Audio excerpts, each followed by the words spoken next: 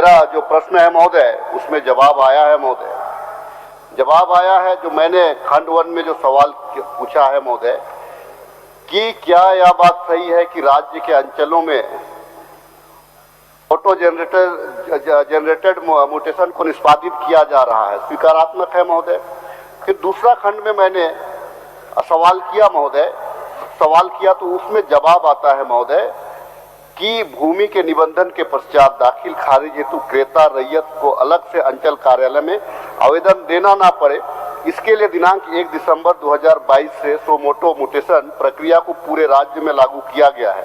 इस प्रक्रिया के अंतर्गत निबंधन पोर्टल से निबंधित सेल डीड पर दाखिल खारिज हेतु झार भूमि पोर्टल अंतर्गत अंचलाधिकारी के लॉगिन में प्रेषित होता है महोदय। देखिए जवाब आया है महोदय। केवल मैं सरकार से इतना जानना चाहता हूं महोदय कि जब से आपका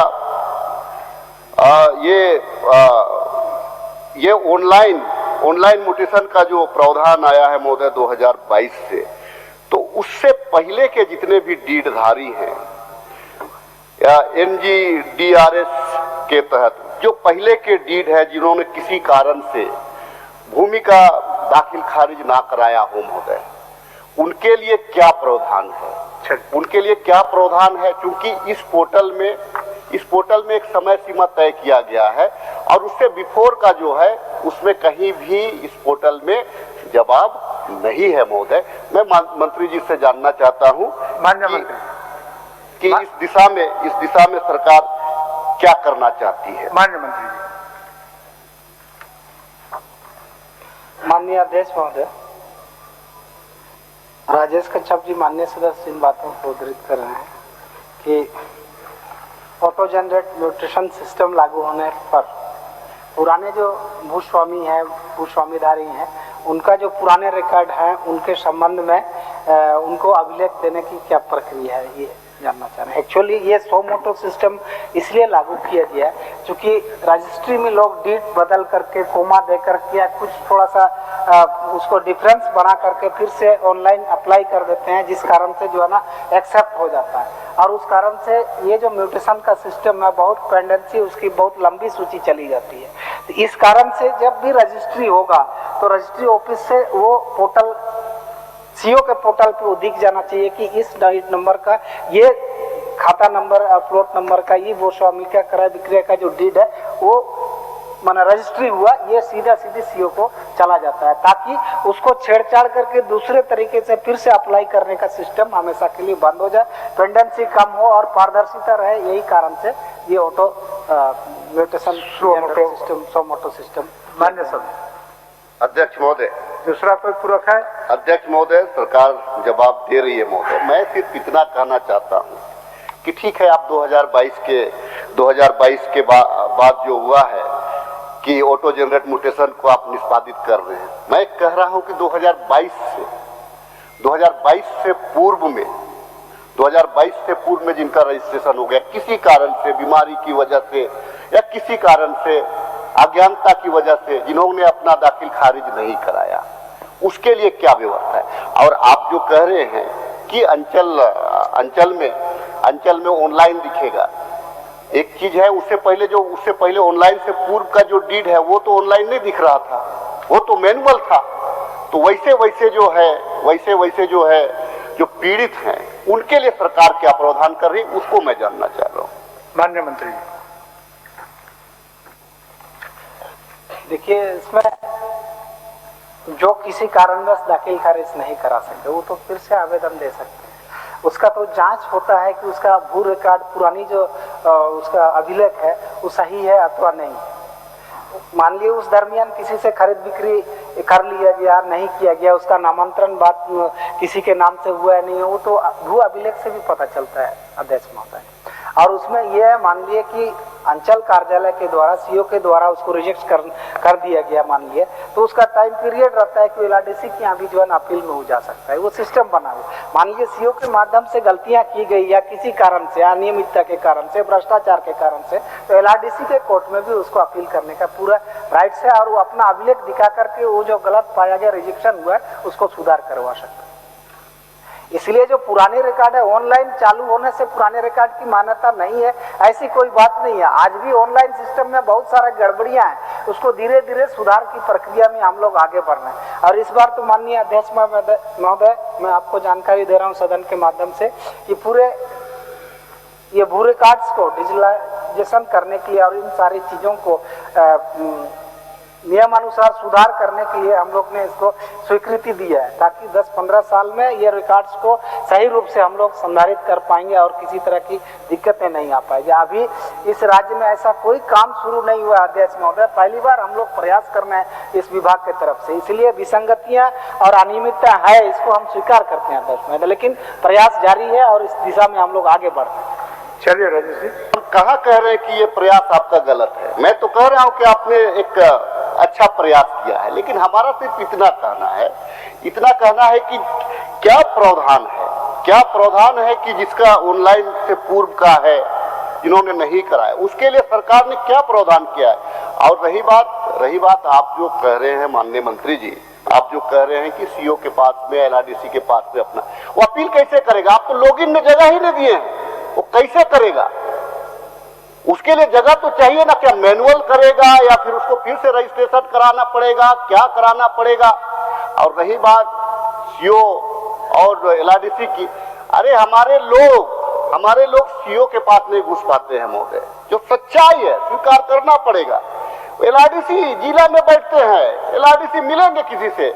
आप यकीन नहीं करिएगा, एलआरडीसी जो जिला के पदाधिकारी होते हैं महोदय, इसमें कहीं सारे लोग इस चीज को जानते थे, सत्ता पक्ष हो या विपक्ष हो महोदय, कि आज माननीय सदस्यों के द्वारा भी जिला के पदाधिकारियों को जब फोन किया जाए तो उसमें क्या क्विक एक्शन है? मैंने खुद अपने एलआरडीसी को फोन किया, एक केस को लेकर के मैंने फोन किया, मैंने रैयत को भेजा, रैयत से मिलता नहीं है एलआरडीसी लोग, रैयत से तो मिलता ही नहीं है। वो डीसी मिल सकता है, लेकिन जो नीचे का पदाधिकारी है, जो भूअर्जन पदाधिकारी है, जो एलआरडीसी है, वो नहीं मिलता है महोदय। सच्चाई है, सीओ के पास जो लोग नहीं घुस पाते हैं महोदय, एलआरडीसी के पास कहां घुसेगा महोदय? तो सरकार को ही चाहिए कि इसमें रास्ता क्या है भाई, ये रास्ता तो आपको निकालना है। ठीक है, आप प्रयास कर रहे हैं, लेकिन प्रयास कर रहे हैं तो ये इस प्रयास में ऐसे ना हो कि उसका जो जमा पूंजी खून पसीना का जो कमाई से जो प्रॉपर्टी लिया होगा, वो कम से कम उस प्रॉपर्टी उसका गैर कानूनी ना हो जाए या वो दाखिल खारिज ना करा। मैं केवल इतना ही जानना चाह रहा हूं कि सरकार क्या इस दिशा में कोई नियमावली बना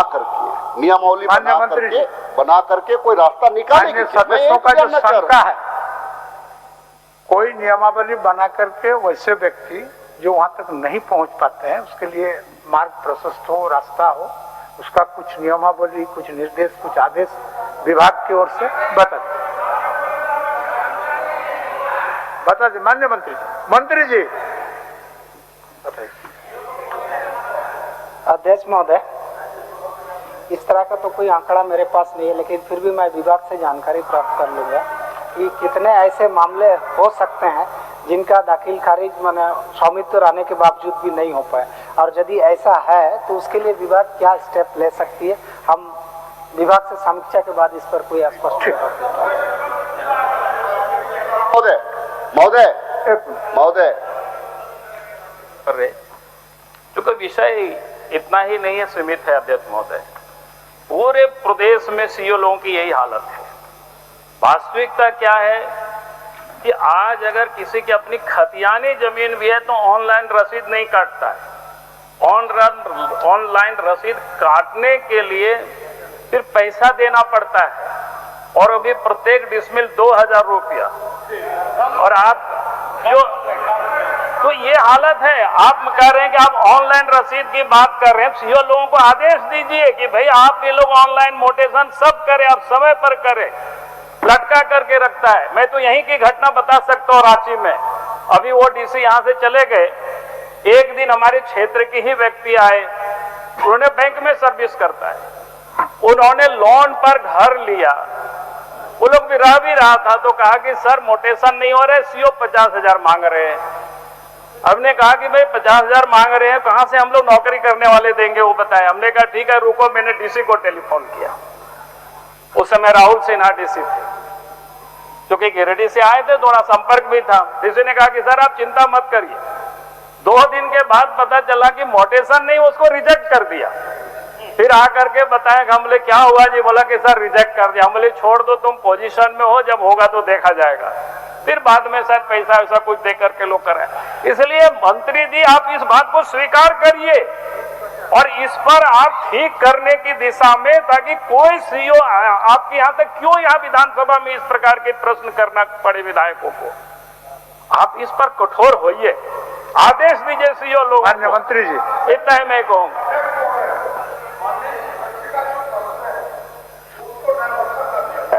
माननीय सदस्य का प्रश्न यह है कि जिन्होंने ऑनलाइन अपना मोटेशन अब तक ना कराया, उनके सरकार क्या उपाय ढूंढते हैं, ये इनका सीधा प्रश्न है।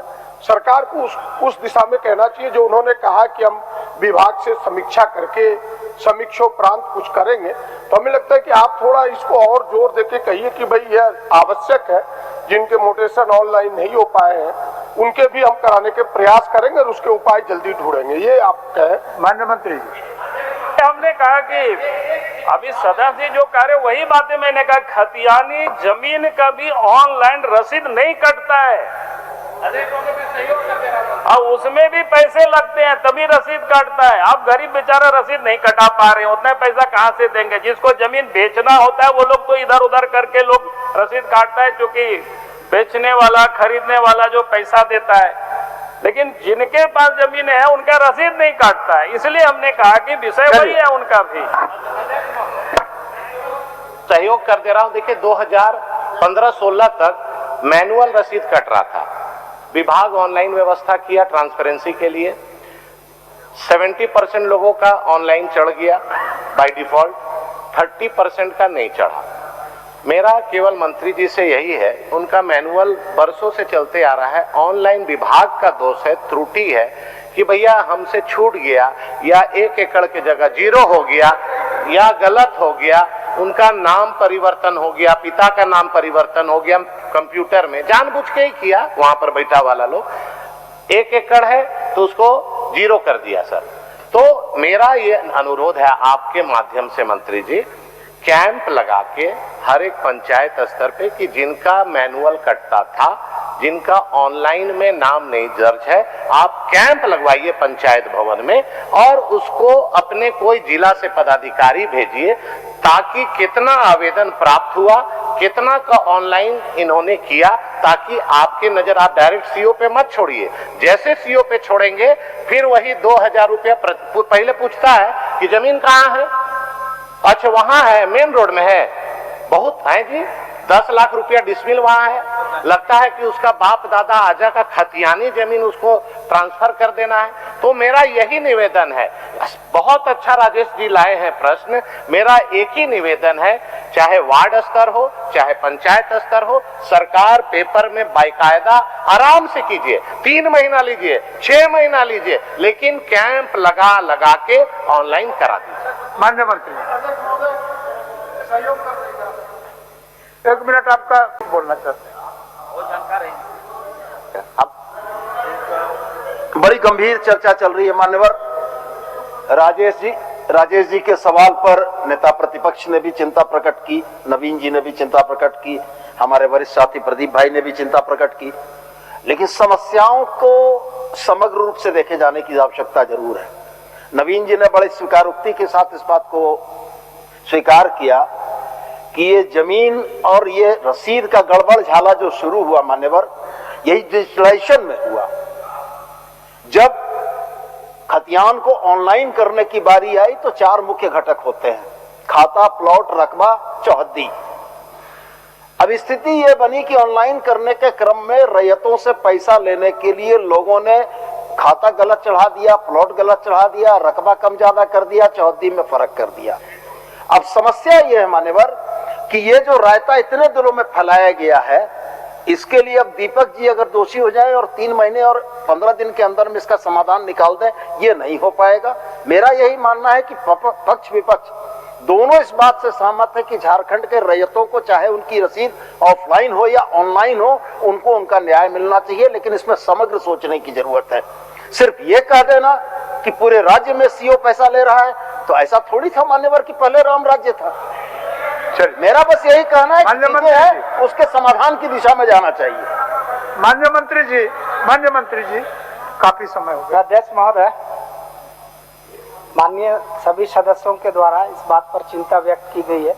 सत्ता पक्ष विपक्ष सभी लोगों का मानना है कि इस तरह की जो विसंगतियां हैं और जो लोगों की परेशानी है उसको हम लोग निश्चित दूर करेंगे।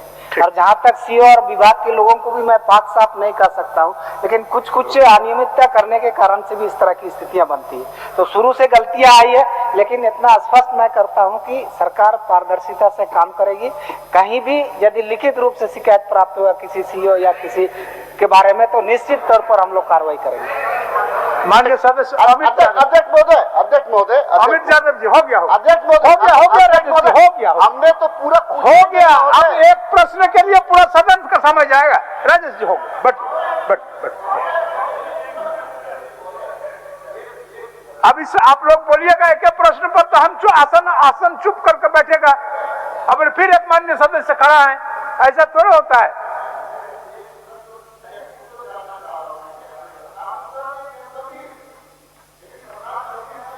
सरकार प्रमाण भी मांग रही है, तो सरकार प्रमाण तो मेरे पास में बहुत सारा है। प्रमाण ऐसे नहीं है कि प्रमाण नहीं है। अगर सरकार को चाहिए कि प्रमाण, अगर वैसे प्रमाण चाहिए तो समाधान की दिशा में केवल जो है महोदय, कोई पोर्टल में उसको व्यवस्था करा दीजिए, तो ये करा दीजिए और बहुत जल्द कराइए। अगर बहुत जल्द नहीं कराइएगा महोदय तो लोग हाहाकार मचा हुआ है। माननीय मंत्री से सिर्फ इतना ही मेरा कहना था कि ये गंभीर मामला है, एनआईसी में गड़बड़ी हो रहा है। या तो अगर राजेश जी अब आपका खत्म होने का नाम नहीं ले रहे, हो गया, बोल दिया मंत्री जी, उसको देख रहे हैं, सारा विषय तो आ गया, हो गया। चलिए मंत्री जी बोल दीजिए। अध्यक्ष महोदय कि समीक्षा करेंगे विभाग से जिन बातों को उन्होंने उठाया है, इसके बारे में मैंने स्पष्ट किया कि समीक्षा के बाद इस पर हम कार्रवाई करेंगे, सकारात्मक पहल करेंगे। माननीय अमित यादव जी।